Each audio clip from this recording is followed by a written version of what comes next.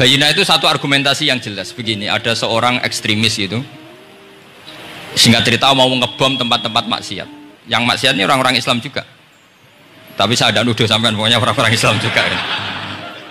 Terus ditanya sama orang Islam moderat, andaikan mereka nanti mati dalam keadaan demikian, aina masiruhum, lalu mereka kemana? Ya ilanar, karena mati dalam keadaan maksiat. Terus ditanya sama yang moderat tadi, moderat soleh maksudnya, bukan moderat liberal, moderat soleh. Karena orang kadang salah paham, moderat itu pikirannya terus liberal, tidak, moderat soleh. Terus kata si moderat tadi, akan ada dzalika muradan nabi, apa umatnya masuk neraka itu yang diinginkan nabi? Kaget si ekstremis tadi, kebetulan ini ekstremis yang masih mau mikir. Terus enggak, itu enggak yang digedaki Nabi. Kalau gitu ya jangan, kita tunggu tobatnya, kita proses bersama supaya mereka mau tobat. Karena dukhuluhum annar itu tidak muradan Nabi, tidak yang digedaki Nabi Muhammad SAW. Nah, cerita seperti ini tentu ada padanannya. Padanan itu artinya kias ya, kias dalam hadis sahih. Saya yakin hadis itu sahih. Kalaupun itu dhaif itu yata'ayyadu bi fatwal ulama, menjadi kuat karena banyak ulama yang fatwakan seperti itu. Saya pastikan itu diriwayatkan Qadhi Iyad dalam kitab Asy-Syifa, juga diriwayatkan Ihya, juga diriwayatkan di Hayatus Sahabah. Di situ ada sekian sanad sing yuqawi ba'duhu ba'dan. Kenapa ini saya utarakan? Karena di kota itu sanggeran wong hadis itu takokno sahih ta ora. Kadang sing takok ya ndak paham itu. Wong maca kitab ra iso kok takok sahih ta ora. Yang ditanya juga aneh. Terus berusaha jawab, padahal kadang ya tidak bisa juga. Jadi di hadis itu ada penjelasan begini, ada seorang Arabi itu orang Bedui, orang yang kurang peradaban, minta sesuatu pada Rasulullah SAW. Karena Nabi itu tidak orang kaya, Nabi tidak jutawan, tidak hartawan, dikasih. Mungkin kalau uang sekarang mungkin 50.000 atau berapa. Orang itu gerutu senggerutu-gerutunya. Nabi kok pelit gitu, kira-kira seperti itu.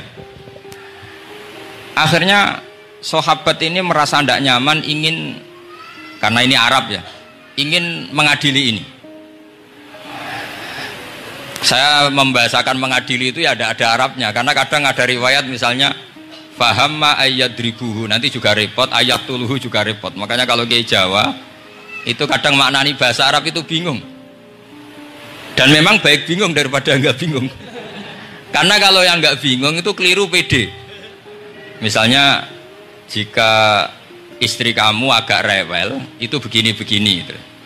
Terus ada kalimat wadribuhun, maka pukullah. Itu kalau orang enggak bingung langsung diterjemah mukullah, nanti dilaporkan Komnas HAM gitu. Tapi kalau yang bingung itu akhirnya tatalluk, mencari-cari. Ternyata di semua tafsir disebut dorban ghairu mubarrihin, ya mukul tapi yang tidak menyakiti. Jadi kekeliruan itu pasti dimulai orang-orang yang enggak bingung. Jadi ilmunya enggak cukup, akhirnya enggak bingung. Bingung itu penting. Loh betul. Enggak ada orang alim kecuali dari bingung. Karena orang alim itu enggak bisa pede.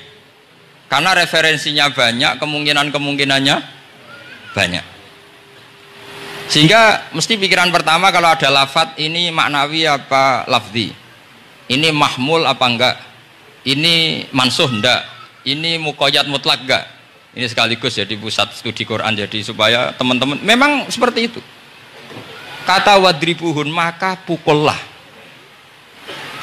Saya masih ingat betul ketika Pak Quraisyab nulis di Membumikan Al-Quran tentang alak.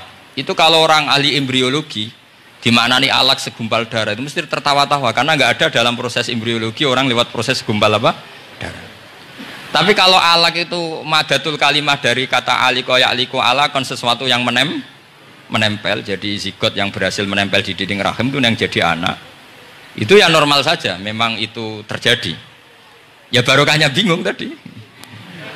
Atau alak dimaknani segumpal darah tapi min haitsul jinsiyah. Artinya haitsul jinsiyah itu sejenis ini. Jadi bukan di proses embriologinya tapi di jenisnya, supaya orang tidak sombong diistilahkan min alak, tapi maknanya min jinsil alak, bukan alaknya tapi jenis alak. Itu kayak Abu Bakar. Abu Bakar itu kalau sedang bully manusia yang sombong-sombong itu, kamu kok sombong? Kamu itu keluar min makhrajil bauli marroten katanya. Gitu. Supaya orang tidak sombong itu disilakan manusia itu yakhruju min makhrajil bauli apa? Marroten. Kan kamu keluar dari makhrajil bauli berapa?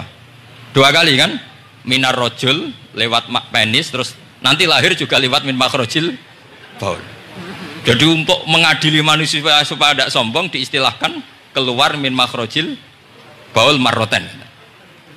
Nah mungkin alak kalau maknanya segumpal darah itu maknanya jenisnya seperti ini. Kenapa kamu sombong? Jangan digugat tentang itu proses embriologi. Kalau itu tidak ngalami itu. Jadi akhirnya barokahnya bingung itu alak dari proses embriologi maknanya apa? Aliko ya aliko alakon sesuatu yang apa? Nempel, yang sukses nempel di dinding rahim. Tapi dari segi jenis mendidik tawadu, mendidik khafdul janah lil mu'minin, mendidik adzullu wal inkisar, rasa hina, nah, itu dengan makna tadi. Saya teruskan. Si Arabi tadi karena dikasih 50.000 gerutu terus akhirnya Nabi memanggil Arabi tadi karena mau dipukulin sama sahabat. Nggak tahu mau dipukulin atau mau dibunuh, nggak tahu, pokoknya dikerasin tadi. Makanya nggak usah diterjemah. Kalau diterjemah nanti jadi bingung. Terus akhirnya dibawa sama Nabi, diajak masuk, dikasih banyak sama Nabi. Kasih banyak, ditanya sama Rasulullah, kamu sudah puas ya Arabi? Sudah ya Rasulullah. Hebatnya Nabi apa? Kamu harus menjelaskan ke semua sahabat saya kalau kamu sudah puas, karena tadi kamu ngomong yang bikin sahabat saya dongkol. Terus sekarang harus mengkonfirmasi. Ya Rasulullah. Di depan umum juga Nabi ikut. Ini Arabi tadi minta saya tak tambah, terus dia puas. Ahakada ya Arabiyu? Naam ya Rasulullah. Fajazakallahu min khairin wa asyiratin. Dia tegas naam ya Rasulullah. Nah, pelajaran dari hadis ini adalah kalimat ini. Ini harus diingat-ingat.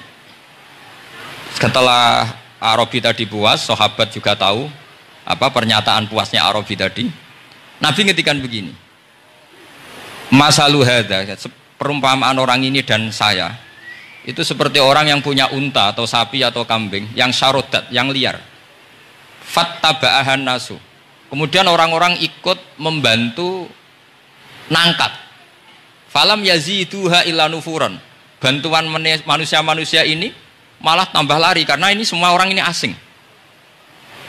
Bagi unta ini kan asing, yang nggak asing kan hanya pemiliknya. Nah, terus kata si pemilik unta tadi, khallu baini wa baina naqati, sudah saya tidak usah dibantu. Fa ana arfaku, biasa lebih sayang kepada unta saya.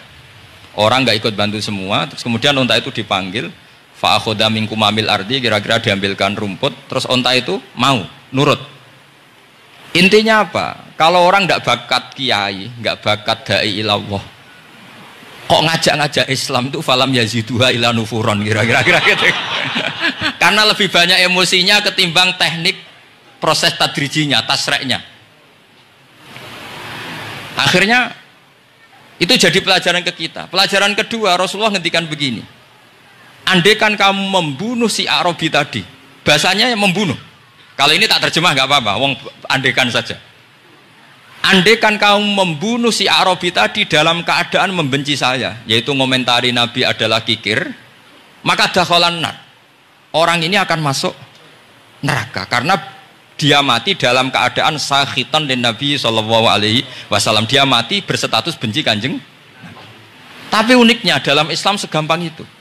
Ketika si Arabi tadi mencintai Nabi itu karena dibayar, karena diservis. Dan itu cukup loh dalam Islam itu.